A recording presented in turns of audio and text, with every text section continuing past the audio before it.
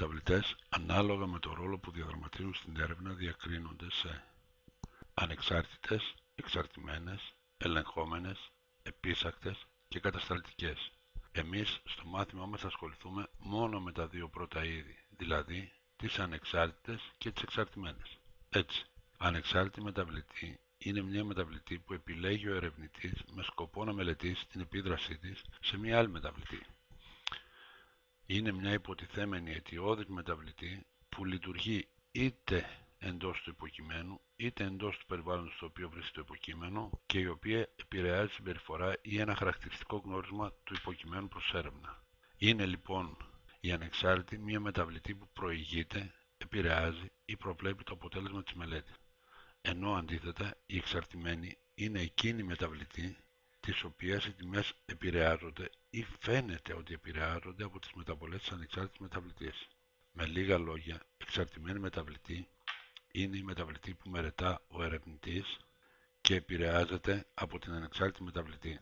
Δηλαδή, στη σχέση αιτίας αποτελέσματος, η εξαρτημένη μεταβλητή έχει τη θέση του αποτελέσματος και η ανεξάρτητη τη θέση της αιτίας. Αν λάβουμε όμως όχι το ρόλο, αλλά τη φύση τους, τότε οι μεταβλητές διακρίνονται σε ποσοτικές και ποιοτικές.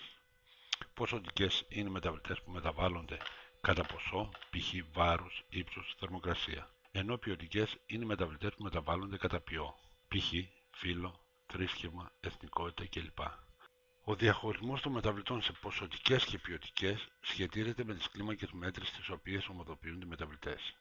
Περιγραφικά μόνο να αναφέρουμε ότι οι ποιοτικές σχετίζονται με τις ονομαστικές και είναι αυτές οι μεταβλητές που οι τιμές τους έχουν απλά διαφορετική περιγραφή και διάταξης και είναι αυτές οι μεταβλητές που οι τιμές τους μπορούν να διαταχθούν σε μια σειρά. Παραδείγματος χάρη, η διδακτική μέθοδος, το φύλο, το επάγγελμα, η προτίμηση στο μάθημα, τα προσωπικά ενδιαφέροντα είναι ονομαστική κλίμακα, ενώ το μορφωτικό επίπεδο, συμφωνία ή διαφωνία σε ερώτημα, βαθμός κατανόησης με κλίμακα πολύ, αρκετά, μέτρια, λίγο, είναι διάταξης.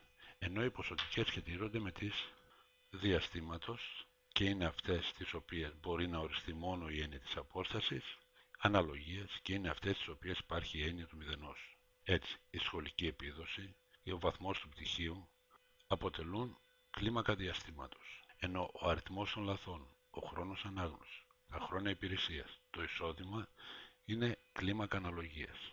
Περισσότερο όμως για τις κλίμακες σε επόμενο μάθημα. Created using Powtoon.